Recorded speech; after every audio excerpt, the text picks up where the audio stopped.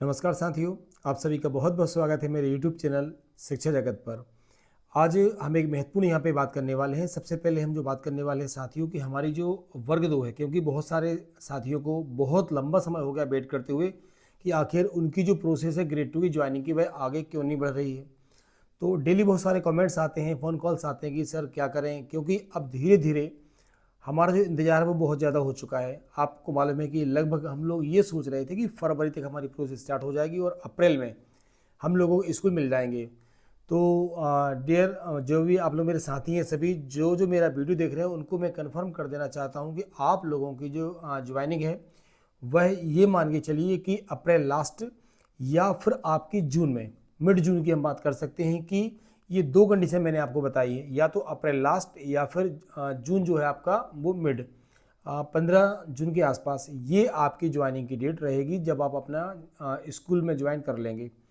हाँ, इतना ज़रूर है कि जो आज कुछ अपडेट निकल कर आई हैं उसमें सबसे इम्पोर्टेंट ये है कि जो हमारे ग्रेड 2 वाले साथी हैं, मार्च के जो अपना मंथ है एंड होते होते 25 के आसपास की ज़्यादा चांसेस है कि जो पात्र और अपात्र कैंडिडेट्स होते हैं, किस कारण से डॉक्यूमेंट वेरिफिकेशन में उनको रिजेक्ट किया गया है, तो ये लिस्ट बहुत जल्दी आपको देखने को मिल सकती है। और इसी के साथ आपकी जो चॉइस फिलिंग की प्रोसेस है वह भी बहुत ही जल्दी आपके सामने होगी।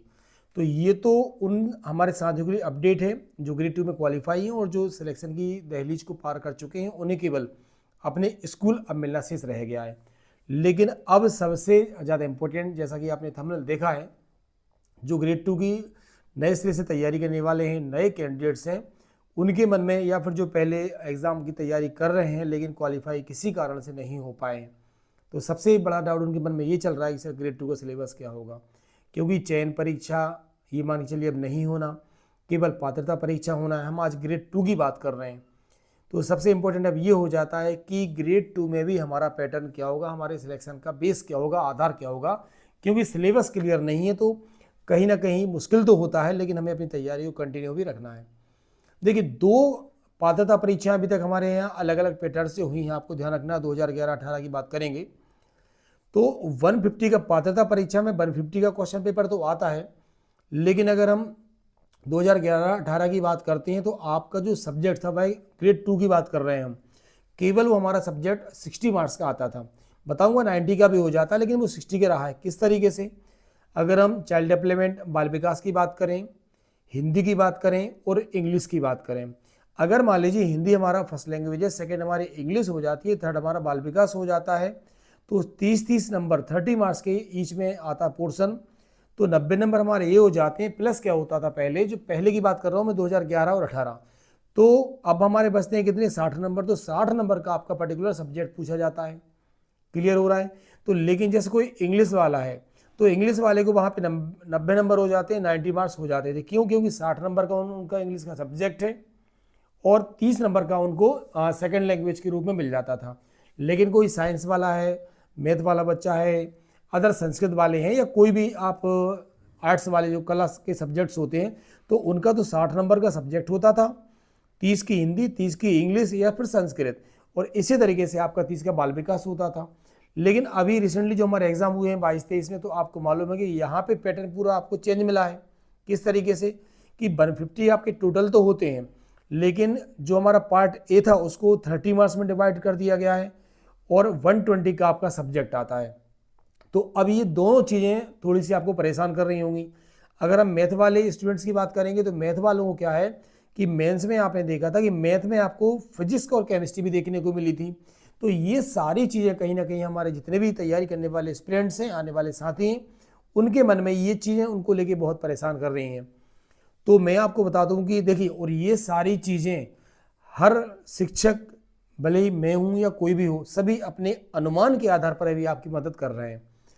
सारी चीज़ें क्लियर नोटिफिकेशन आने के बाद ही आपकी क्लियर हो पाएंगे, लेकिन हम ये चाहते हैं कि आपका जो समय है ये खराब ना हो, आप लगातार अपनी तैयारी को करते रहिए। इस चीज़ की पूरी संभावना व्यक्त की जा रही है कि आपका 150 नंबर का ही प्रश्न पत्र होगा, आपको देखने को मिलेगा, और 120 नंबर का आपका सब्जेक्ट मिल सकता है, और जो पार्ट ए है वह आपको 30 मार्क्स का मिलेगा। बहुत सारी चीज़ें हैं, बहुत सारे डाउट्स अभी आपके मन में चल रहे हैं, हम लोग सभी जानते हैं। सारी चीज़ें नोटिफिकेशन आने के बाद ही आपकी क्लियर होंगी। नेगेटिव मार्किंग होगी, तो कट ऑफ कैसा होगा, नीचे होगा, डेफिनेटली नीचे जाएगा। तो क्या 50 और 60% जो क्वालिफाइंग मार्क्स की अभी एक बाउंडेशन है, क्या भाई उसमें रिलैक्सेशन मिलेगा? तो ये सारी चीज़ें आपकी नोटिफिकेशन आने के बाद होंगी, लेकिन हमारा केवल एक पर्पज़ है कि हमें इस टाइम का वेल यूज़ करना है। हमें ये टाइम, क्योंकि नोटिफिकेशन आने के बाद हम लोग के पास बहुत ज़्यादा टाइम नहीं बचने वाला है, ये आप भी भली बात ही समझते हैं।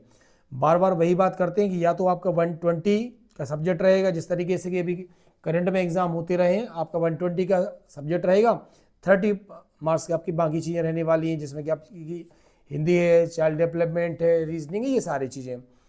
और इसी की संभावना ज़्यादा है, क्योंकि अब आपसे 60 मार्क्स का सब्जेक्ट और 30 मार्क्स के 3 पोर्शन हिंदी, इंग्लिश और चाइल्ड डेवलपमेंट के पूछे जाना अब उतना पॉसिबल नहीं है।